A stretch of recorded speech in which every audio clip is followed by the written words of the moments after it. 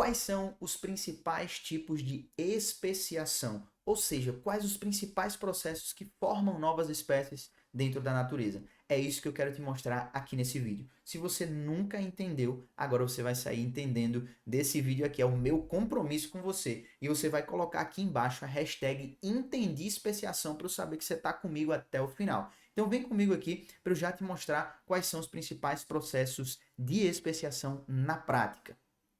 Primeiro, a definição. Processo de formação de espécies. Então, qual é a definição de especiação? Tá? São processos, ok? Processos que levam ao acúmulo de modificações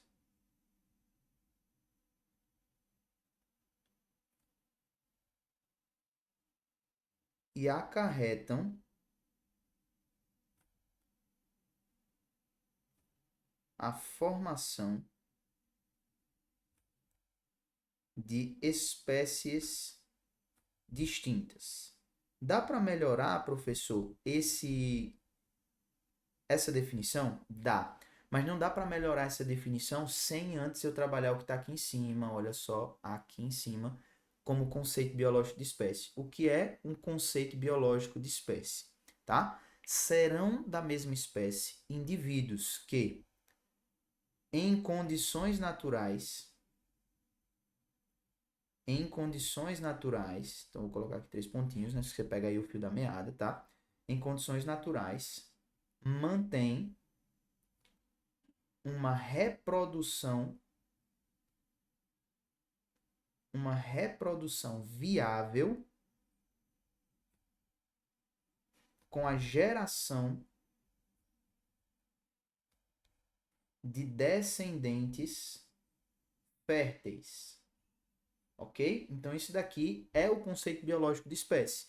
Quando eu tenho dois indivíduos ou um grupamento de indivíduos que conseguem manter entre si em condições naturais, eu esqueci de colocar aqui, né? Condições naturais, mantém uma reprodução viável com a geração de descendentes férteis, ok? Então, se eles estão reproduzindo em uma condição que não é natural, isso já é um bom indicativo de que o conceito biológico de espécie não está sendo obedecido. E se não tem uma reprodução viável, também não são da mesma espécie. E se ainda que essa reprodução seja mantida, eles não geram descendentes férteis, então isso também não configura que são da mesma espécie. Aí a gente melhora aquela definição lá. São processos que levam ao acúmulo de modificações que inviabilizam a manutenção de uma reprodução viável e geração de descendentes férteis, acarretando a formação, portanto, de espécies distintas. Pegou a ideia? Agora a gente construiu o conceito total. Aí você pode dar pausa no vídeo, ou então volta aí um pouquinho o vídeo, dá uma incrementada nisso com o conceito biológico de espécie, e aí a gente vem para os tipos de processos que a gente pode ter. E aí, esses processos que levam ao acúmulo de modificações, que inviabilizam a manutenção de uma reprodução viável ou da geração de descendentes férteis, ocasionando essa formação de espécies distintas, pode acontecer de 4 formas principais, que a gente vai definir agora, que são os tipos de especiação. Os tipos mais clássicos, tá? Eu vou colocar com um asterisco vermelho aqui, certo? Que é a especiação alopátrica e a especiação simpátrica, tá? O grande diferencial entre elas é justamente a separação das populações. Então, essa daqui vai se basear no isolamento geográfico, é o principal viés, e a evolução ou especiação simpátrica vai estar associada a processos de diferenciação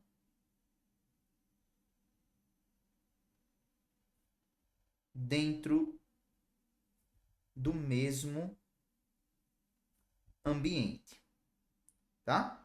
Então, a evolução ou especiação alopátrica, ela pressupõe o quê? Um isolamento geográfico, uma separação espacial entre as populações. Aí eu tenho um acúmulo de diferenciações e quando essas populações se encontram pelo sumiço dessa barreira geográfica, acaba não tendo mais a reprodução viável ou se ela ainda for, né, possível, não gera descendentes férteis, tá? Uma evolução simpátrica, ela vai ter esse processo acontecendo, porém não precisa de uma barreira geográfica, ele acontece no mesmo ambiente em que aqueles grupos estão.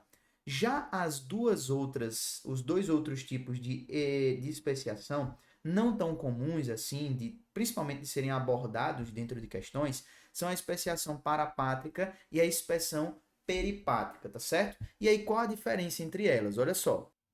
As parapátricas, elas vão estar relacionadas com um processo de diferenciação entre dois grupos populacionais que estão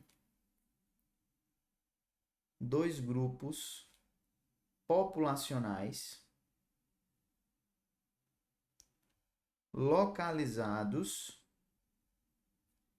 em regiões adjacentes. O ponto aqui é exatamente essa posição de um em relação ao outro. São em regiões adjacentes. Como assim, professor? Imagine que eu tenho um grupo A aqui, certo? E aí numa região adjacentezinha aqui eu tenho o grupo B. Então perceba que eu tenho justamente um ponto de contato entre eles. É diferente disso aqui, ó. Eu tenho um grupo A aqui, eu tenho um grupo B aqui, e entre eles eu tenho um córrego que separa geograficamente.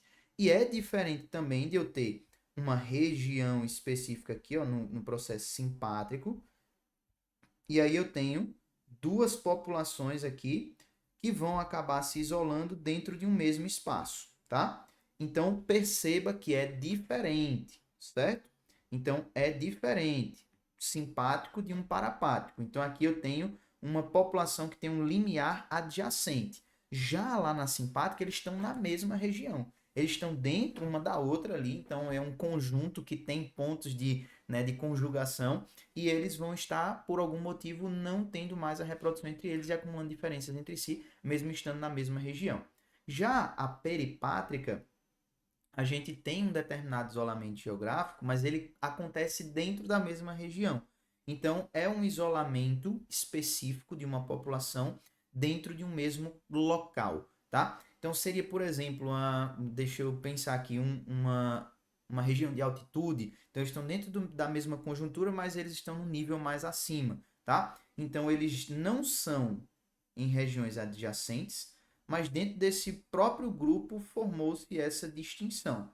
Ah, professor, isso não seria simpátrico? Não se classifica simpático porque existe entre eles uma determinada barreira geográfica, como por exemplo aí, né, uma altitude, uma região, né, desnivelada, ou talvez até um grupamento de ilha que se forma. Então tem várias ilhas próximas, mas aí uma delas vai povoar ali e forma. Então é dentro de um mesmo conjunto, mas existe essa separação, tá? Então é uma condição peripátrica. Esses aí não são tão comuns de serem cobrados justamente por esse limiar de definição, que pode se confundir com os outros mais clássicos, mas agora você já tem o fundamento básico para identificar todos eles, tá bom? Então, espero que tenha ficado claro para você todo esse aporte de fundamento teórico.